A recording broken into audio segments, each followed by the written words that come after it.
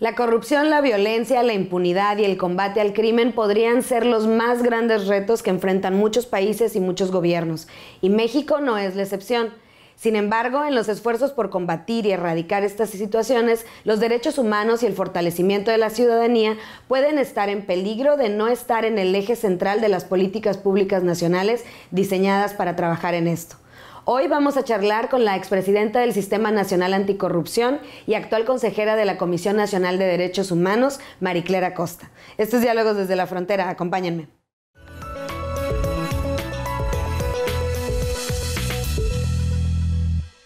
Muy buenos días, bienvenidos a Diálogos desde la Frontera. El día de hoy tenemos el placer de tener en el estudio a una destacada activista, la maestra Mariclera Costa Urquidi. Ella es académica, ex servidora pública y especialista mexicana reconocida internacionalmente en temas relacionados con la promoción de los derechos humanos. Es presidenta fundadora y miembro del Consejo Directivo de la Comisión Mexicana de Defensa y Promoción de los Derechos Humanos, organización de la que fue directora de 1990 al 2000. También fue presidenta del Sistema Nacional Anticorrupción y bueno, también actualmente es consejera de la Comisión Nacional de Derechos Humanos. Muchas gracias, Maricler, por estar aquí y por darnos esta entrevista.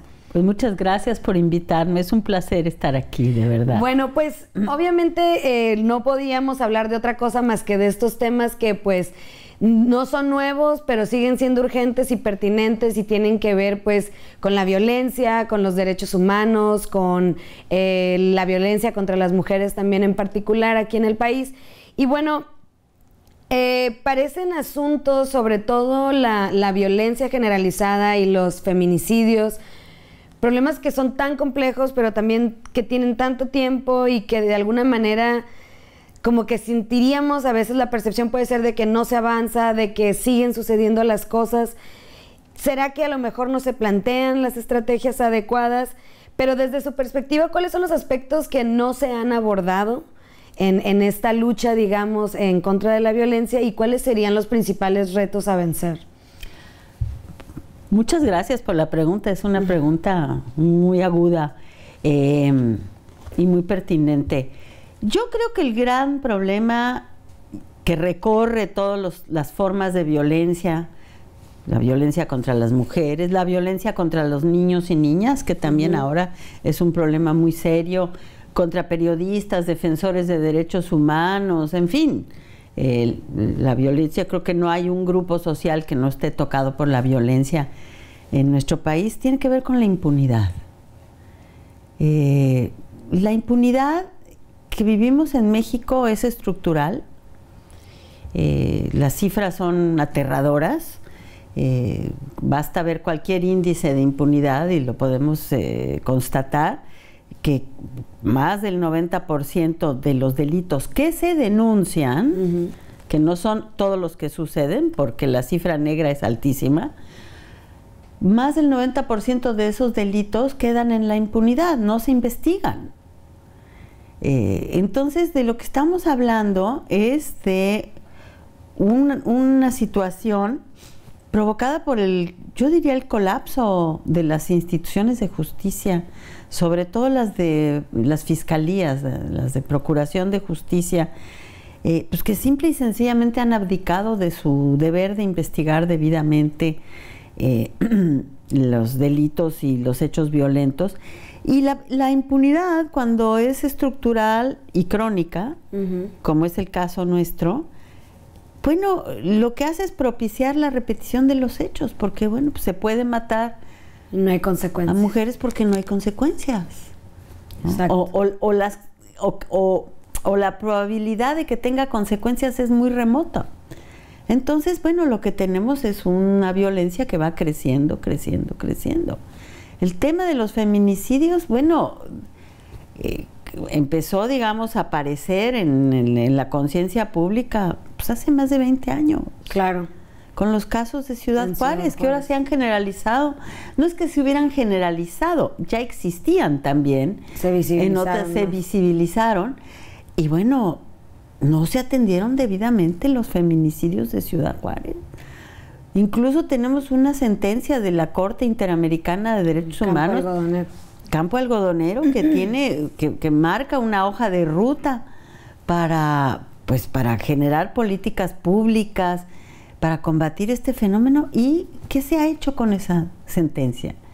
¿Quién la ha implementado? Bueno, yo sé que en el Poder Judicial han hecho un esfuerzo por combatir o por entender cuáles son estos crímenes de género y tal, pero realmente yo preguntaría cuántas fiscalías realmente han adoptado los protocolos y los han implementado, porque después otra de las características que tenemos en México es que se hacen muchos protocolos, se promueven leyes, se crean instituciones, pero no se implementa nada.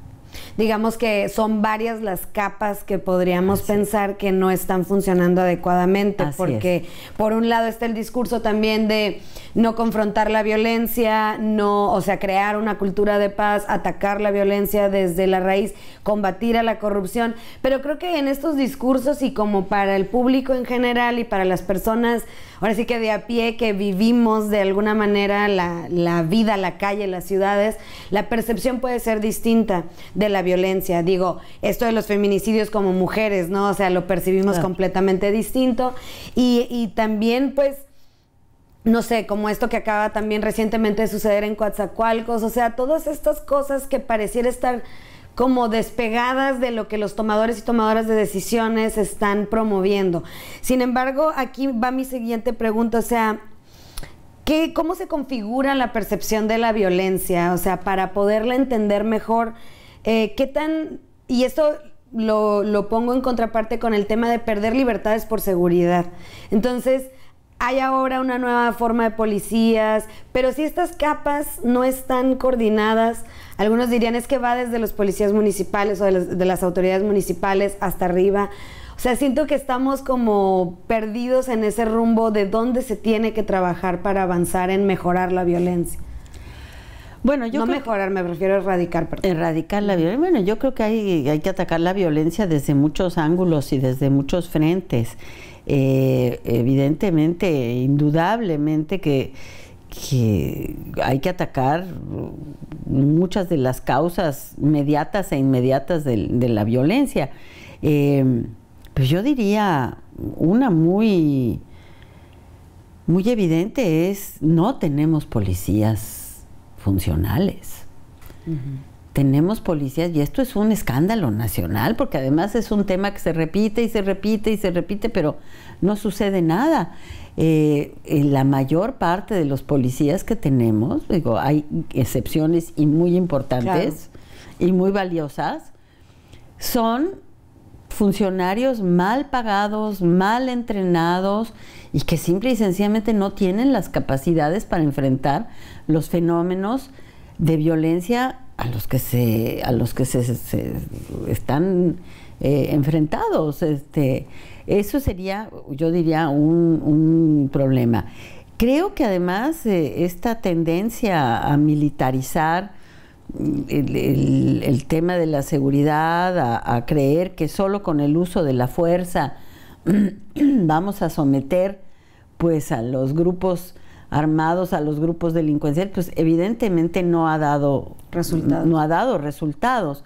Pero tampoco creo que vaya a dar resultados esta política de pacificación en la que se le pide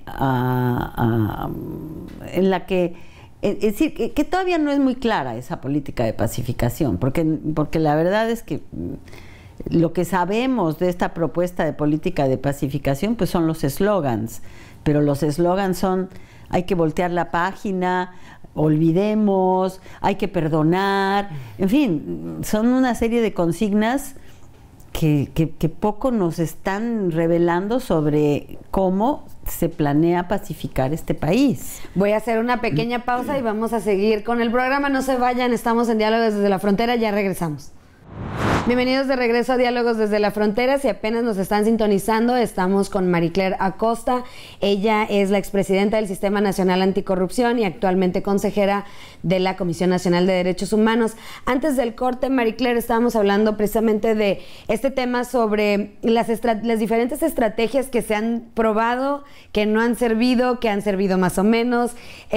para atacar y combatir la violencia, y en ese sentido ahora actualmente también hay un gran componente de combate a la corrupción y también como de poner orden. Pero nos estabas comentando esa parte. Bueno, yo nada más para terminar sobre el tema de violencia, creo que algo que no se ha hecho, o que al que se le ha dado muy poca atención realmente, es a fortalecer las instituciones civiles de seguridad y las instituciones civiles de justicia, es decir, las fiscalías.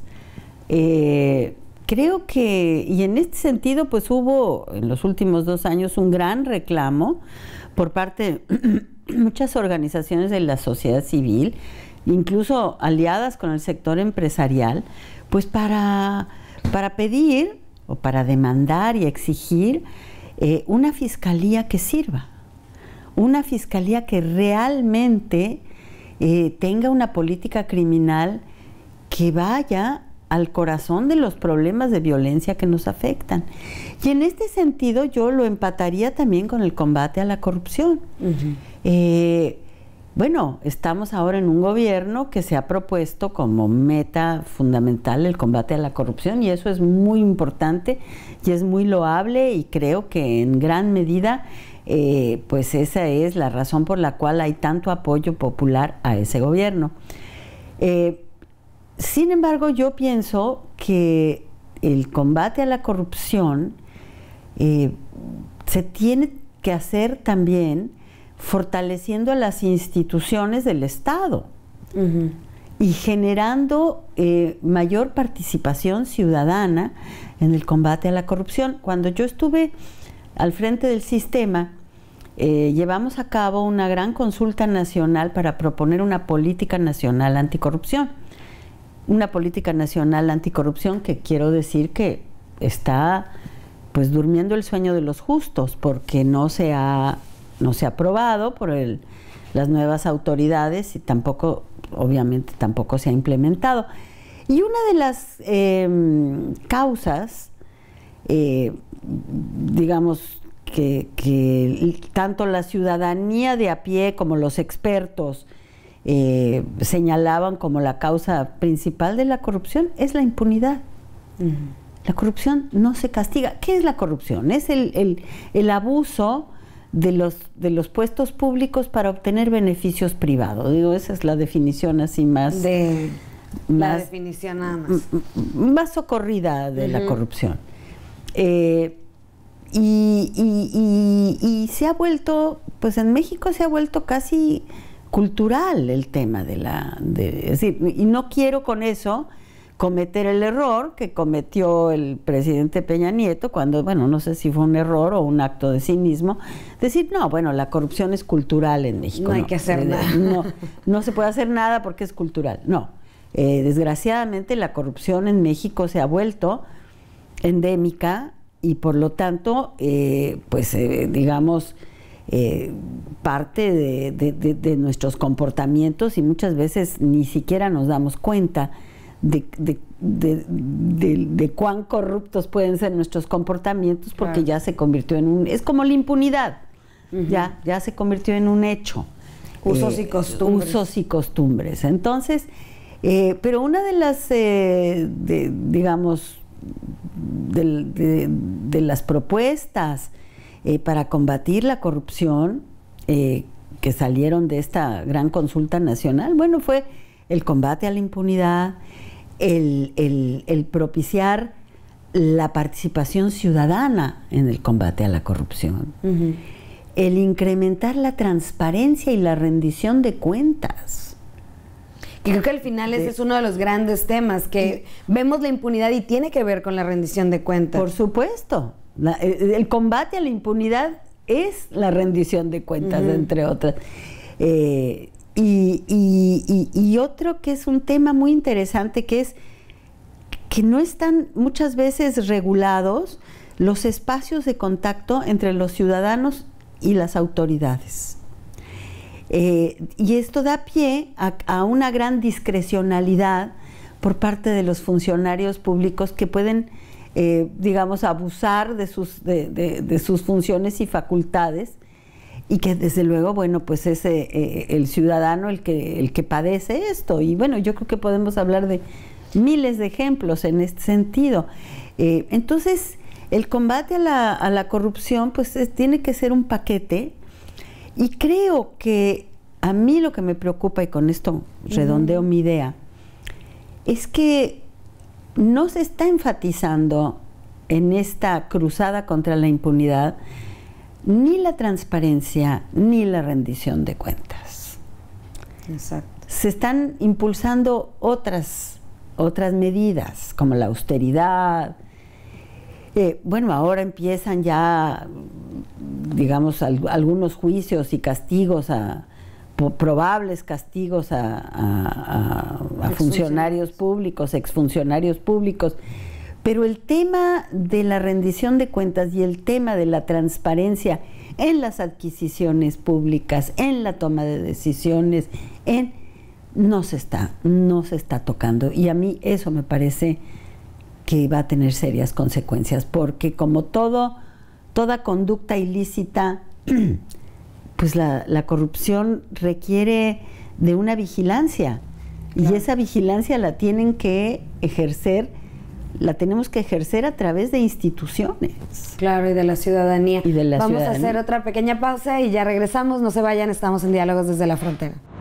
Bienvenidos de regreso a Diálogos desde la Frontera. Y bueno, Marie Claire, antes de irnos, justo terminabas tu idea diciendo la importancia que tiene, pues, para hacer un frente común, que las instituciones se fortalezcan tanto de gobierno, pero también hemos visto que las organizaciones de la sociedad civil se han quedado también muy marginadas de las discusiones y de las tomas de decisiones también en términos de política pública, de poder proponer.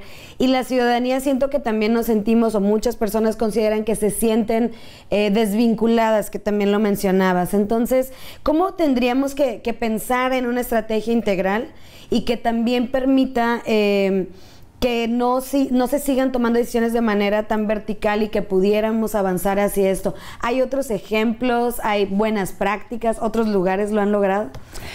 Bueno, yo creo que estamos viviendo un momento de transición muy complejo y que en el cual se pretende sustituir un paradigma democrático de participación ciudadana, o sea, un paradigma democrático basado en la noción de que somos ciudadanos y por lo tanto tenemos derechos y por lo tanto podemos organizarnos para defender esos derechos en organizaciones, son las famosas llamadas organizaciones de la sociedad civil. Bueno, ese paradigma, que fue un paradigma que se ha sostenido a lo largo ya de varias décadas, bueno, desde que inició nuestra transición a la democracia, ahora pretende ser sustituido desde el poder por un paradigma de, pues yo diría, de autoridad vertical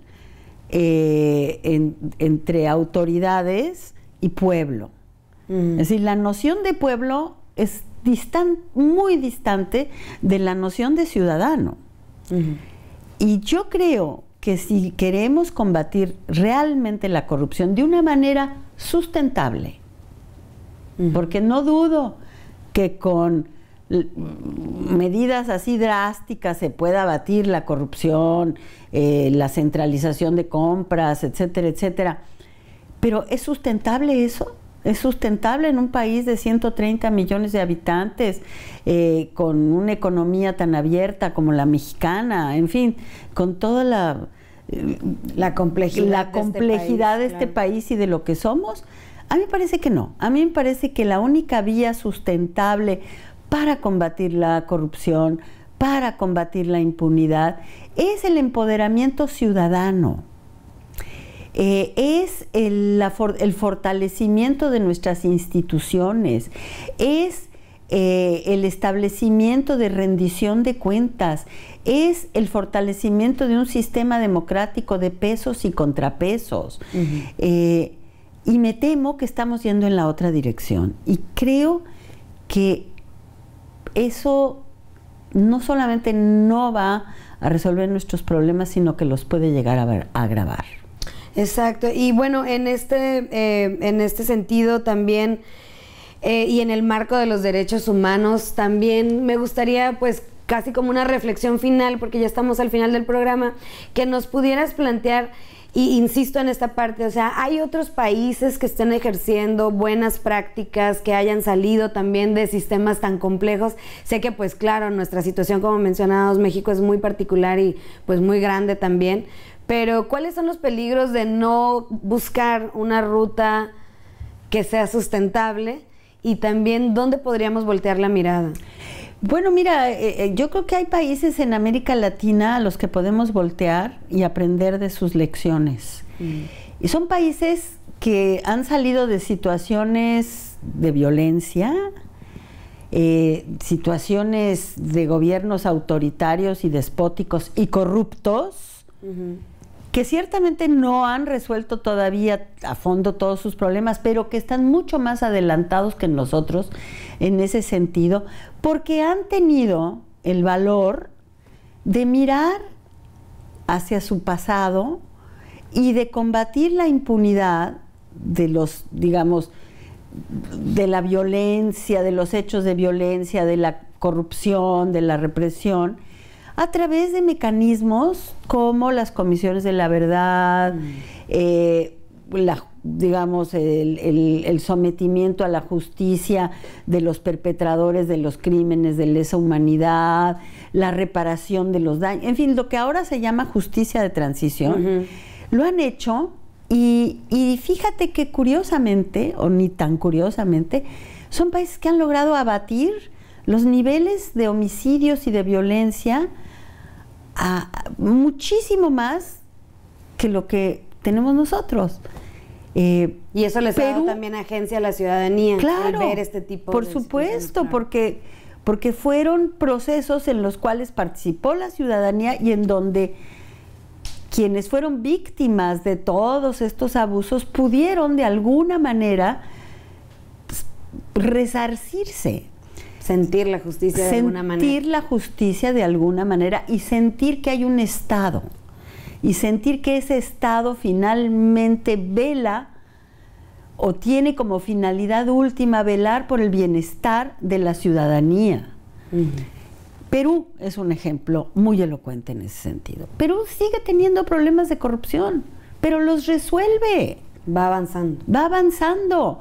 Perú tenía problemas de violencia brutales, claro, y de terrorismo.